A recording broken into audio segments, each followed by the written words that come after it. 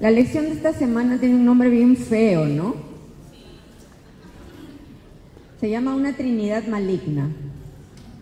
Como estos dos capítulos están muy ricos en temas importantes, no vamos a hacer introducción, simplemente esta charla se llama Observando el Gran Conflicto, así se llama, y tiene 4 partes. Primero, la mujer y el dragón. Segundo, la batalla en el cielo. Tercero, la bestia que sale del mar. Y cuarto, la bestia que sale de la tierra. Veamos primero la mujer y el dragón. Como se llama esta charla, Observando el Gran Conflicto, vamos a observar que el gran conflicto tuvo un comienzo en la tierra. Génesis 3 nos narra la caída de la humanidad cuando Adán y Eva se dejaron persuadir por la serpiente antigua, que también sabemos que es el diablo o Satanás, y este ángel caído tomó dominio sobre la tierra, ¿no? Entonces, cuando cae Adán y Eva en pecado, en esa separación con Dios, cae maldición sobre la humanidad, ¿no es cierto? Sobre la naturaleza también, o sea, sobre todo lo creado, y también cae maldición sobre la serpiente. Ahora yo les quiero leer lo que Dios le dice a la serpiente en este juicio, ¿no? En esta maldición. Génesis 3:15. Haré que tú y la mujer sean enemigas, lo mismo que tu descendencia y su descendencia. Su descendencia te aplastará la cabeza y tú le morderás el talón. Eso es lo que le dice el Señor a la serpiente. Entonces, esa enemistad entre la simiente, entre su descendencia y la descendencia de la mujer, ¿no? Ese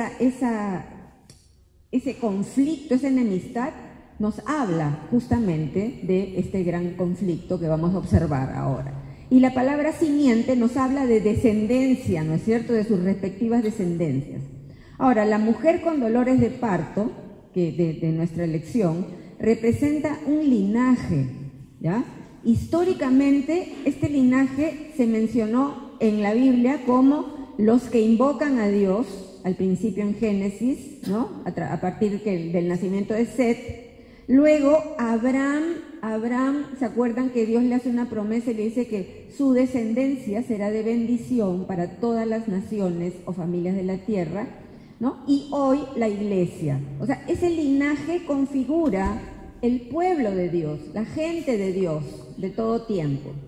Evidentemente la Virgen María está dentro de este linaje y tomando un papel sumamente importante, ¿no es cierto? Entonces, este linaje se coronaría, esta descendencia se coronaría con Jesús, aquel niño de la visión. El dragón, por supuesto, es Satanás, la serpiente antigua o diablo, quien en su rebelión contra Dios arrastró, dice, con su cola a la tercera parte de toda la creación angélica. Es decir, todos estos ángeles caídos pasaron a ser sus demonios. O sea, son sus huestes, potestades, gobernadores, ¿no?, de las tinieblas. Y él ha levantado en la tierra, o sea, Satanás ha levantado en la tierra un sistema, todo un sistema que está bajo el reino de las tinieblas, ¿no? Y este sistema está en contraposición al sistema de luz de Dios, ¿no?, que es llamado también, lo llamamos también la iglesia, ¿no? En el antiguo pacto fue Israel, su pueblo, ¿no? Entonces, el llamado también príncipe de este mundo usa de todos estos agentes humanos, usa de la mentira, de la tentación, de la muerte, la condenación. La condenación es su negocio, así como el negocio de Dios es la salvación, el negocio de Satanás es la condenación. Es el reino del mal. Y mira que Jesús, cuando sus discípulos le dijeron, enséñanos a orar, y a nosotros también, ¿no?, Él dijo al final, no nos dejes caer en tentación y líbranos del mal, o sea, de este sistema del maligno. Lo que quiere decir es que el pecado y la caída en la tentación, ¿no?, nos pone en el sistema del maligno, ¿no? Ahora, Israel en el Antiguo Testamento fue llenado o preñado de las promesas de Dios. Esta nación ¿no? Fue llenado de las promesas de Dios, promesas de salvación, de libertad, de luz, de orden, sobre todo la esperanza que iba a venir un Mesías, un enviado libertador, y su obra de salvación a favor de la humanidad. En el Antiguo Testamento, Dios llama a Israel mi esposa. Israel es su esposa.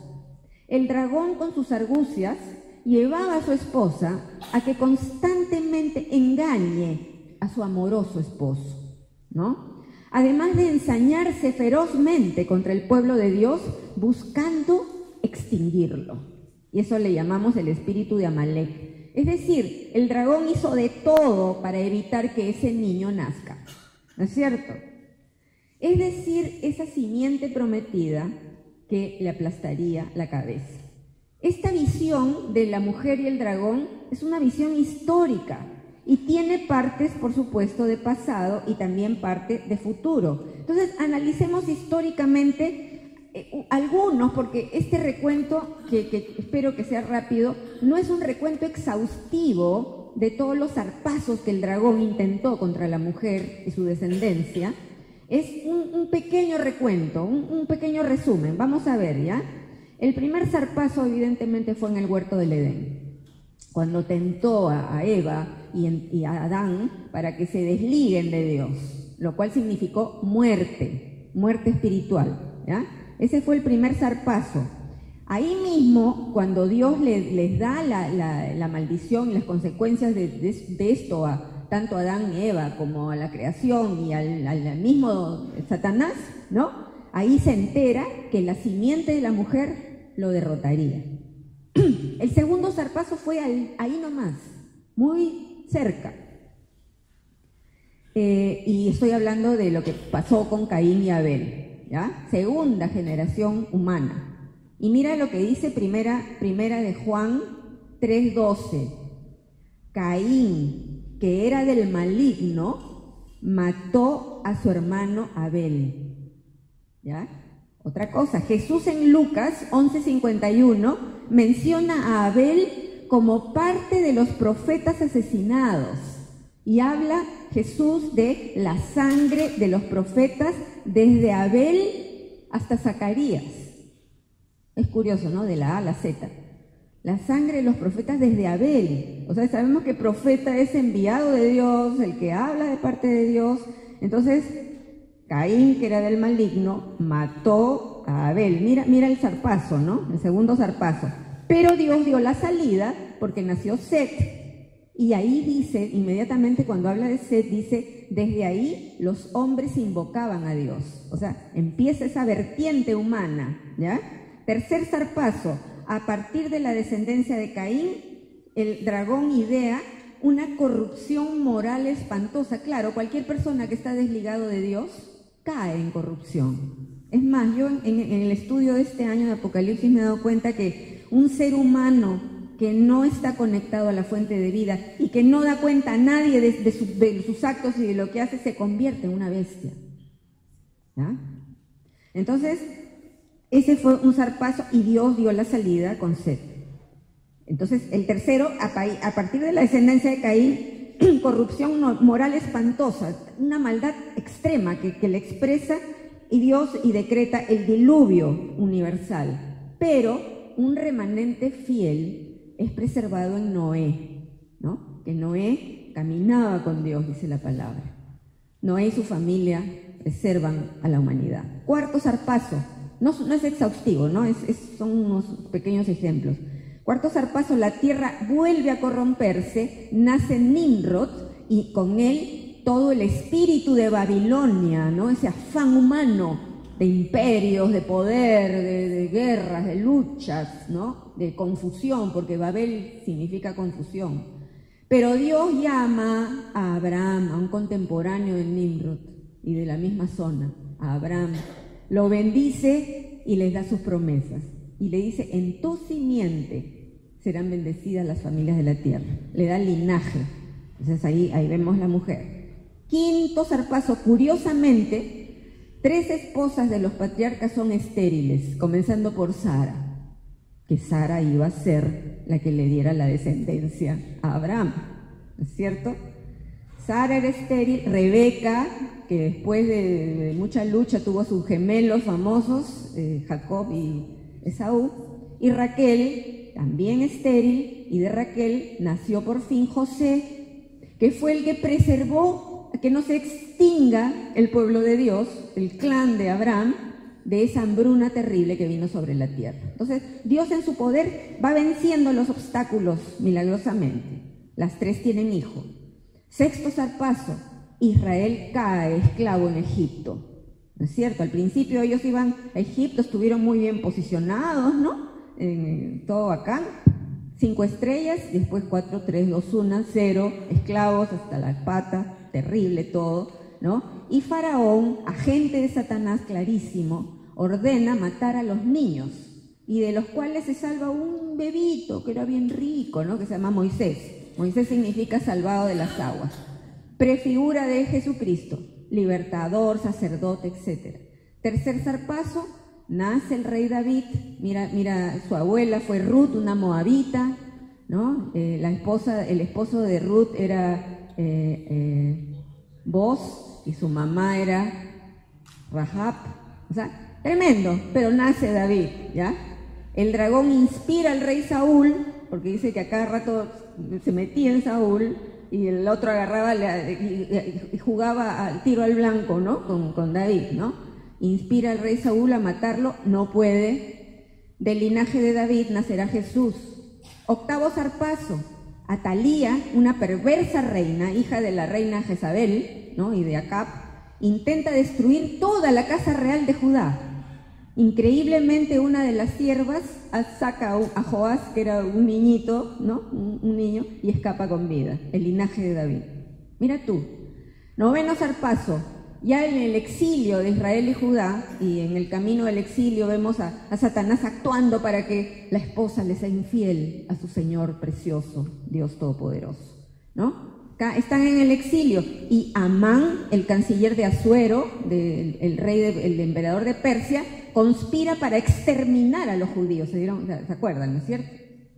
Dios coloca a una jovencita judía, a su tío Mardoqueo, ¿no? A la jovencita como reina, y se salvan. Décimo zarpazo, nació el Mesías, nació el hijo varón. El rey Herodes, ya sabemos de quién era, decreta matanza a los niños menores de 2 años en Belén y sus alrededores. La Virgen María y José huyen a Egipto por 2 años. O sea, ¿no? El zarpazo del dragón y la salida de Dios. 11º zarpazo, Jesús es tentado en el desierto y vence. 12º zarpazo, uno de tantos, ¿no? El sistema religioso, ese es un zarpazo bien fuerte. El sistema religioso de Israel lo acosa, y él les dice en Juan 8:44, ustedes son de su padre el diablo, simiente del dragón. La religiosidad falsa es simiente del dragón, ¿ya? Y la religiosidad falsa siempre estará en conflicto con el verbo de Dios, con la palabra de Dios, que se hizo carne, que se llama Jesús. 13º zarpazo, Judas, uno de los 12, amigo de Jesús, cercano. En Juan 13:27, Juan nos dice, Satanás entró en él, ¿no? Y lo traiciona miserablemente, ¿no? Ahora, ¿qué pasó? Ahí empieza el hecho de que la simiente de la mujer aplaste la cabeza de la simiente del dragón, ¿no? Entonces, el verbo de Dios que se hizo carne muere en la cruz, pero la muerte no lo pudo retener. Y ese fue el golpe mortal al dragón y su sistema, ¿ok? El plan de Dios por la humanidad fue consumado en esa cruz, y la muerte no pudo retener, resucitó nuestro maravilloso Rey. Continúa, vamos ahorita en la tierra, porque después vamos a ver el conflicto en el cielo. Sigue el conflicto en la tierra contra ese linaje, ¿no? en el año 70 de nuestra era, Jerusalén fue destruida por Roma, ¿no? Los judíos dispersos y la iglesia cruelmente perseguida. Zarpazos, ¿no es cierto? 16º zarpazo, la iglesia, y este sí es bien grave, la iglesia va perdiendo el rumbo, va perdiendo el camino. Jesús es el camino. Entran el nicolaísmo, el espíritu de Balaam, el espíritu de Jezabel, todos esos son zarpazos de Satanás, son zarpazos del dragón. Persigue la iglesia empieza a perseguir a los judíos, primero a través de las cruzadas, porque las cruzadas no solo fueron persecución contra los musulmanes, también contra los judíos, ¿ya? Y luego con la Santa Inquisición. Una de las primeras víctimas de la Santa Inquisición eran los judíos. Por eso en España y en muchos otros países tuvieron que cambiar sus apellidos. Ahí están los sefardíes, los no sé cuantitos, ¿no? Tuvieron que cambiar su identidad porque los persiguieron. 17º zarpazo, siglo XV. Los judíos son expulsados de Europa, y aquí esto me llama un poco la atención, ¿no? Expulsados de Europa, pero justo en esa época se descubre el Nuevo Mundo. Sale don Cristóbal con sus carabelas, ¿no? Y muchos judíos emigraron al Nuevo Mundo. En el Nuevo Mundo los siguieron persiguiendo porque la Santa Inquisición también viajó en otra carabela, ¿ya? Los que quedaron en Europa, los judíos que quedaron en Europa, comenzaron a vivir en guetos, o sea, apartados de los demás, perseguidos. 18º zarpazo, siglo XX, la Alemania nazi mató 6 millones de ellos, ¿no? Dios tiene su respuesta, acabó la guerra en el año 1945 y en el año 1948 la nación de Israel resurge. ¿Ah? Entonces, Dios preserva a su remanente y lo cuidará hasta el final de la era, ¿ya? Pero ahora la persecución evidentemente es contra la iglesia de verdad, la del rey, ¿ya? Entonces el dragón no tendrá ese es un principio que tenemos que aprender de esto, ¿ya? El dragón no tendrá la posesión de nada ni de nadie que pertenece a Dios, ¿ya? Él seguirá instigando, conspirando, lo hizo con Israel, lo hizo con Jesús, lo hace y lo hará con su iglesia, porque Él está como león rugiente. Santiago 4:7, así que humíllense, sométanse delante de Dios, resistan al diablo y Él huirá de vosotros, de ustedes. ¿Ok? Esa es nuestra fortaleza. Hoy, tú y yo debemos conformar una iglesia fiel, bien sujeta a Él, cuidarnos de las tentaciones, poner nuestras vidas cada día delante de Él. Examíname profundamente, Señor, porque la cosa es bien dura, el engaño es bien tenaz. Examíname, bien sujetos a Él y revestidos de toda la armadura de Dios, como nos sugiere nuestra lección, ¿no? La lucha no es contra carne y sangre, son principados, potestades y gobernadores, y tenemos que estar firmes en la verdad, ¿no? Este es el gran conflicto, y en este gran conflicto nosotros debemos ser los vencedores. Segundo, la batalla en el cielo. Ya vimos el gran conflicto en la tierra, enfocado en la tierra, entre la simiente de la mujer Cristo y la simiente de Satanás, sus agentes, el sistema de Babilonia. Apocalipsis 12:5, ella dio a luz a un hijo que gobernará a todas las naciones con vara de hierro. Al dragón le arrebataron al hijo y lo llevaron hasta Dios y su trono. Vimos cómo en la cruz Jesús hirió en la cabeza la simiente de la serpiente, Él venció, resucitó al tercer día y más o menos unos 40 días después, según Hechos de los Apóstoles, Jesús subió al cielo en presencia de sus discípulos. Fue arrebatado y llevado hasta Dios y su trono. Verso 7, entonces hubo guerra en el cielo. Miguel y sus ángeles lucharon contra el dragón y sus ángeles. El dragón perdió la batalla y él y sus ángeles fueron expulsados del cielo. Este gran dragón, la serpiente antigua llamada Diablo o Satanás, el que engañaba al mundo entero, fue lanzado a la tierra junto con todos sus ángeles. Es interesante aquí lo que ocurrió. En el cielo no podían convivir, no hubo la posibilidad de que convivan el acusador con el Salvador. El acusador, ¿sabes qué tenía en su mano? La ley.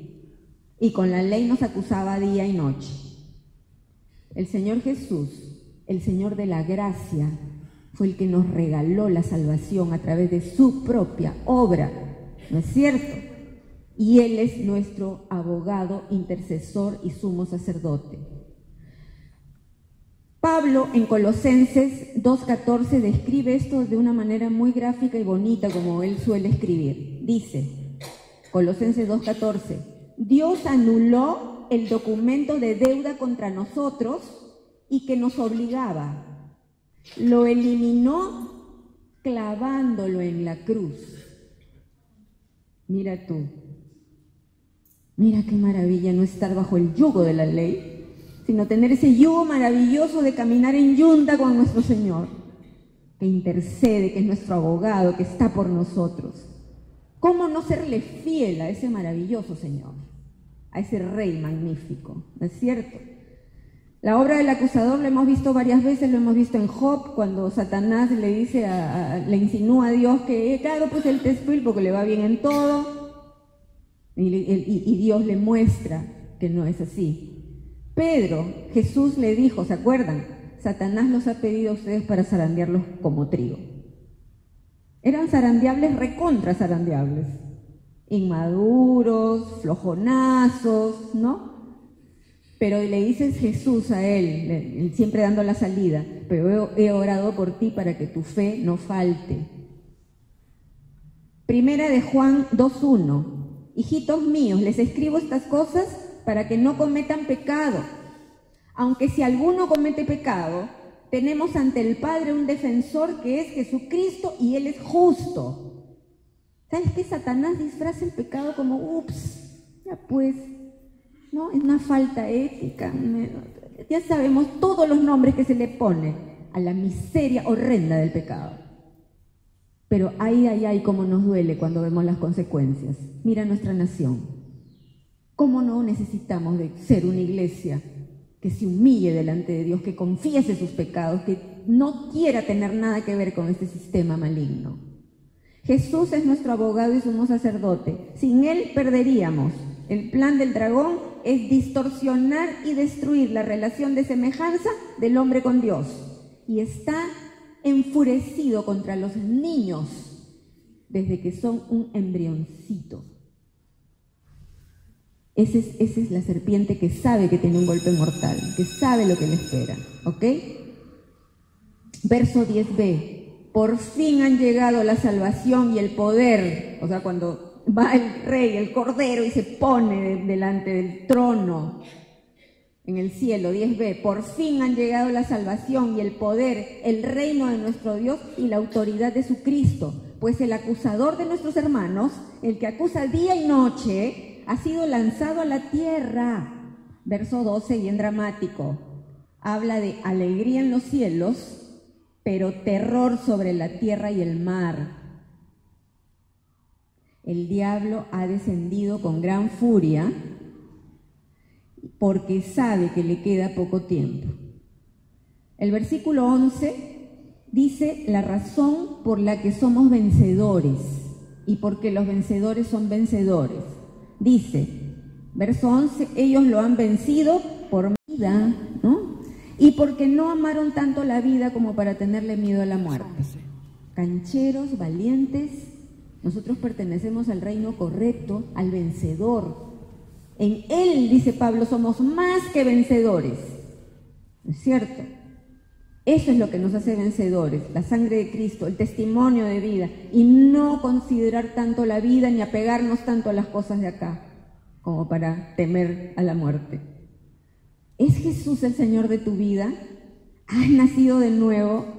Jesús hirió de muerte a la serpiente antigua. Él venció, su sistema maligno está vencido. Si aceptaste el regalo de Dios, Él te mira a ti y a mí a través de su Hijo Jesucristo. Nos mira a través de su justicia y su perfección. Pero el dragón está desatado. Mis amigos, renovemos nuestra mente. No nos acomodemos al sistema del maligno, a sus mentiras, a su cultura podrida, a sus tinieblas, a su ambiente de condenación. Brilla. Tú eres un candelabro brillante y el Espíritu Santo es el aceite que mantiene esa llama en alto. Somos reyes y sacerdotes, somos gente libre. La cosa, mis amigos, se está poniendo violenta y eso lo vemos y lo percibimos a diario. El dragón y sus agentes están derramando tinieblas, mentira, conflicto. Pongámonos toda la armadura y estemos firmes en el poder de su fuerza. En él somos más que vencedores de este tremendo conflicto. Tercero, la bestia que sale del mar. Cuando el dragón es expulsado del cielo, veamos 12:3, persiguió a la mujer que había dado a luz al varón. Dios la guardó, le dio 2 alas de águila, ¿no? La mandó al desierto, lejos del dragón. Verso 17, el dragón se enfureció contra la mujer y le declaró la guerra al resto de sus hijos. ¿Y quiénes son ese resto? ¿Quiénes son los que obedecen los mandamientos de Dios y se mantienen firmes en el testimonio de Jesús? ¿Ok? Todos los creyentes. Verso 18 dice que el dragón se plantó a la orilla junto al mar. Esa es la soberbia, ¿no? Que la vemos en muchas bestias que andan por la tierra, ¿no? Se plantó a la orilla junto al mar. En el capítulo 13, Juan ve surgir del mar a una bestia o monstruo. Algunas traducciones dicen monstruo, otros dicen bestia, ¿no es cierto? Ahora, del mar, surge del mar. Y tenemos que observar algo acá. El pensamiento hebreo, ustedes se habrán dado cuenta, no mira mucho el mar. ¿Se han dado cuenta ustedes? No hay mucho de menciones de mar y todo. ¿Por qué? Porque en el pensamiento hebreo el mar es símbolo de intranquilidad, de algo agitado, de naciones gentiles. Más bien es en los imperios paganos y en el espíritu de estos imperios paganos donde encontramos puertos, encontramos flotas mercantes o flotas de guerra, ¿no es cierto? Porque es una visión de conquista, de comercio, ¿no? Esa es la visión humana, del humanismo secular sin Dios. Multitudes de pueblos, naciones y lenguas. Y de esa multitud surge, dice, un aliado del dragón, ¿no? Y ahí vemos lo de la Trinidad maligna, ¿no? El dragón como padre, esta bestia o anticristo como un hijo, un hijuelo, ¿no? Muy parecido, dice, a imagen del dragón. Y Juan lo ve como una bestia o monstruo de 7 cabezas, 10 cuernos y una corona en cada cuerno y escrito en cada cabeza nombres que blasfemaban a Dios, ¿no? O sea, ya un espíritu horriblemente contra Dios. Entonces, esta bestia, dice, parecía un leopardo con patas de oso y la boca de un león. El dragón, su padre, le dio a la bestia su propio poder, trono y gran autoridad, dice, a este anticristo. Entonces, Juan lo percibe a este sujeto desde una perspectiva política, ¿no? Mucho poder y autoridad para gobernar todo pueblo, tribu, lengua y nación. Ahora, yo les dije desde el principio de Apocalipsis que vayan al libro de Daniel. El libro de Daniel no saben cómo concatena, completa nuestro estudio de Apocalipsis, porque a Daniel le dieron todas estas mismas visiones, las mismas, solo que él se abrumó, ¿no? Entonces, vamos a ver, el profeta Daniel nos da una perspectiva histórica de todo esto. Y en Daniel encontramos 2 visiones de este mismo bestia o monstruo, pero dos visiones distintas, ¿ya? La primera visión de esto la tuvo Nabucodonosor, que era un emperador humano de este primer imperio de Babilonia, ¿no es cierto? Y está encarnado en el famoso sueño de Nabucodonosor. Esto está en Daniel 2. ¿Se acuerdan ustedes el sueño de Nabucodonosor? Soñó con una estatua terrible, enorme, cuya cabeza era de oro, el pecho y los brazos de plata, el tórax y las piernas de bronce y las piernas de hierro y los pies de hierro con barro cocido, ¿no es cierto?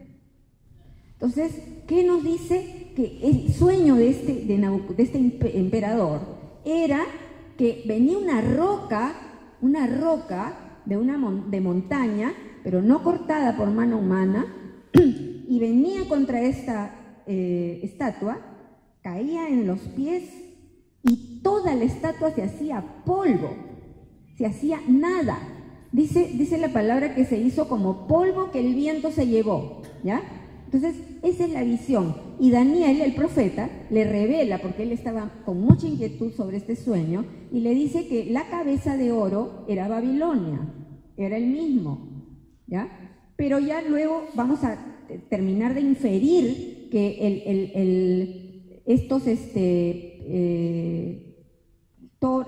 lo que sigue, la cabeza, el pecho y brazos, era el imperio medo-persa, ¿no? Que conquistó al imperio de Babilonia. El vientre y los muslos era Grecia, ¿no? Con Alejandro Magno, que rápidamente, como leopardo, tuvo prácticamente el poder de todo el mundo conocido. Y vienen las piernas de hierro y Roma, ¿no? Y esos pies de hierro con barro cocido. O sea, era de parte fuerte y en parte débil. La parte débil se dice siempre que es porque se reunió por pactos humanos, ¿no? Entonces, en este gobierno, el de los pies de hierro y de barro, es donde Dios establece su reino eterno. La roca es Cristo, ¿ya? La segunda narración de esta misma bestia o monstruo la da Daniel en el capítulo 7, y él ve 4 bestias que salen del mar, que son totalmente equivalentes a estos reinos. La primera bestia era un león con alas de águila, que representa Babilonia. La segunda era un oso devorador, Medo-Persia.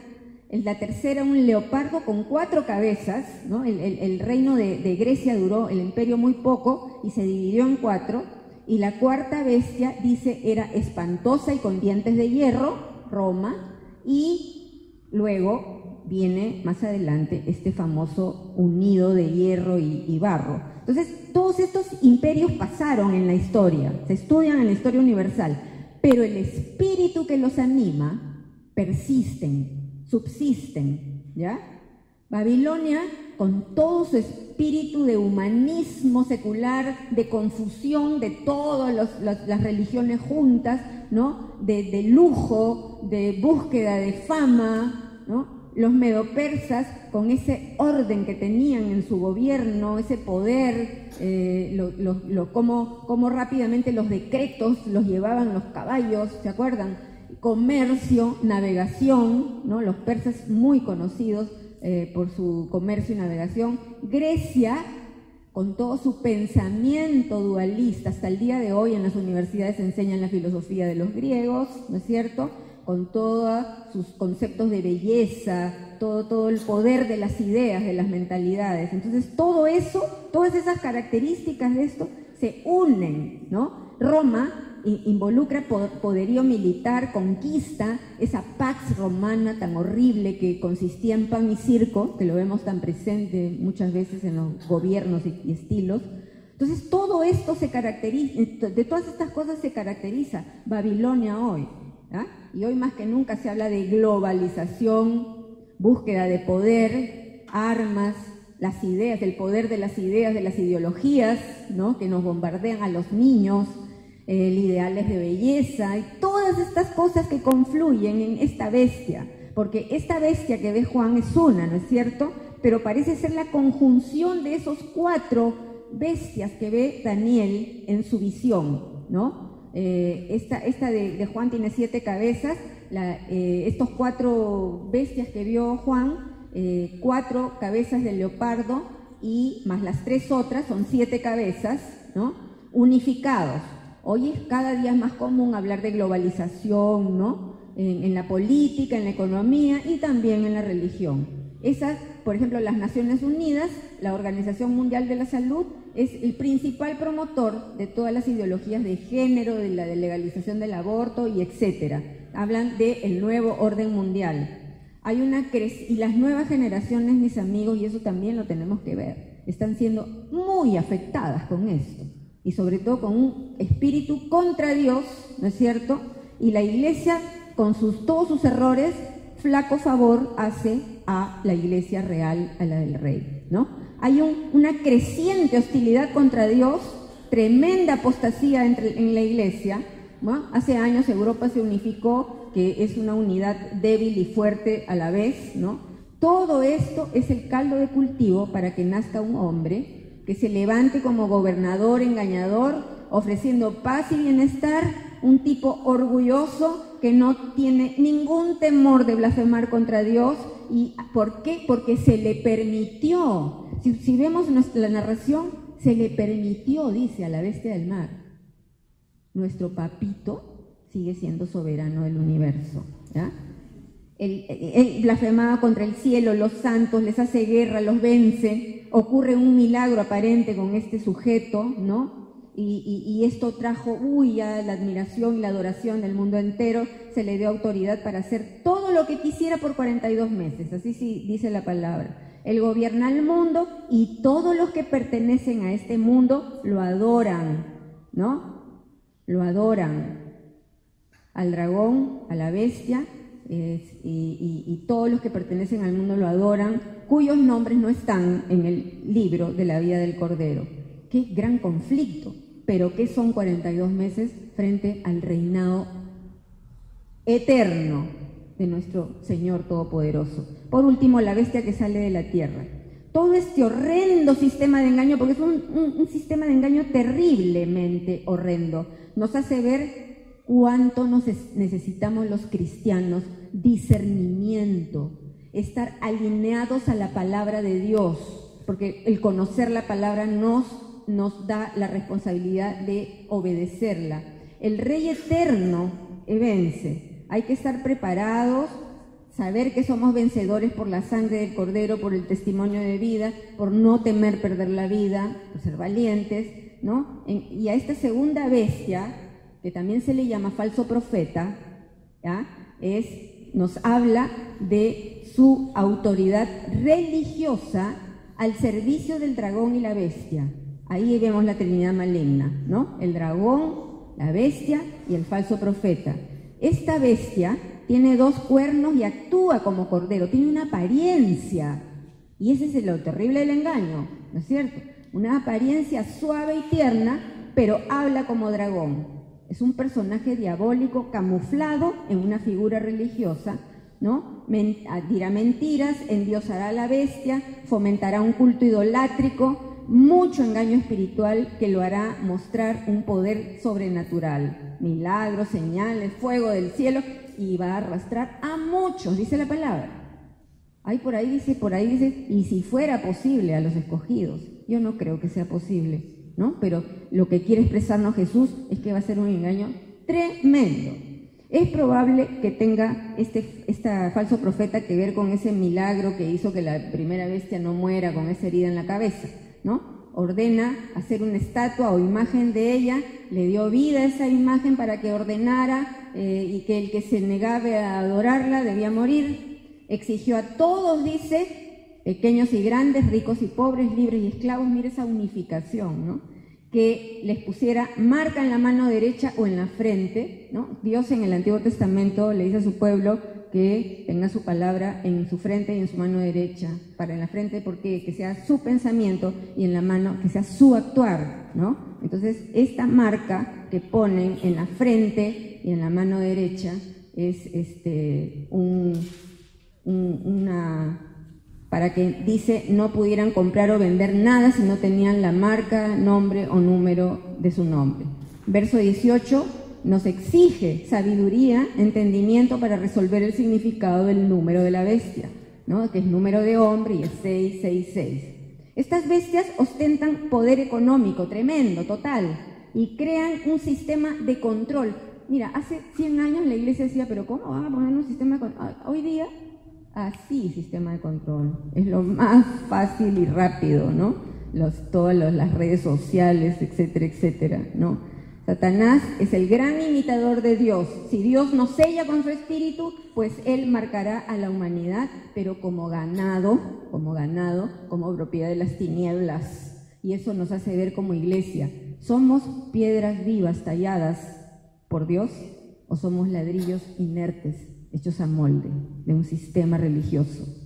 ¿Ah? En la Biblia, el número 7, sabemos, es el número de lo completo, es el número de Dios, ¿no? Número 6 se considera el número de hombre. Al sexto día de la creación fue creado el hombre, es completo, un número que denota completo, insuficiente, que le falta, menor, ¿no? Al sexto día creó Dios al hombre. A los verdaderos profetas no les interesa enriquecerse ni controlar, ¿no? Les interesa compartir el amor de Dios en Cristo Jesús, adoradores en espíritu y verdad. Nada, mis amigos, debe estar en nuestro corazón antes que la palabra de Dios y la fidelidad a la palabra de Dios. Ni lo más preciado que tengamos, ni nuestra denominación, mis amigos. Nada. ¿Qué es seguro para nosotros? La palabra de Dios. Palabra de Dios. Oírla y hacerla. ¿Se acuerdan que Jesús dijo: el que oye mis palabras pero no las hace, es como quien construye sobre la arena? Vienen vientos y tempestades y todo cae. Pero el que oye y hace es como el que construye su vida y su casa sobre la roca, y vendrán tempestades y esa casa no será conmovida. Bueno, esa roca, mis amigos, hará polvo a todo este imperio humano que se levanta tan soberbio y tan blasfemo, ¿no? Lo hará polvo en un día, y eso lo veremos más adelante, a este imperio babilónico. No caigamos en engaños, ¿no? Si esta bestia va a reinar 42 meses, tu rey y el mío reinará eternamente con los que lo sirven. Y esa es nuestra esperanza, nuestra realidad, y debemos vivir de acuerdo con esta verdad. Vamos a orar. Padre Santo, Señor bendito, aquí estamos, Señor. Nada se escapa a esos ojos como llama de fuego. Señor, aquí estamos delante tuyo. Examínanos profundamente, Señor. Examínanos con hisopo. Ve si hay en nosotros camino de perversidad, como dijo tu siervo David. Límpianos, Señor. Límpianos día a día, que vivamos delante de ti, confiados en tu obra perfecta en la cruz. No transemos, Señor, con ese sistema de tinieblas. Guárdanos, cuídanos, así como nos enseñaste a orar. No nos dejes caer en tentación y líbranos del mal. Líbranos de este sistema maligno, tan engañoso, tan con sus ofertas, Señor. Líbranos. Ayúdanos a estar firmes en ti, con toda la armadura bien puesta, no estar descuidados, a estar despiertos, a estar alerta, Señor. Tú necesitas un pueblo santo decidido por ti.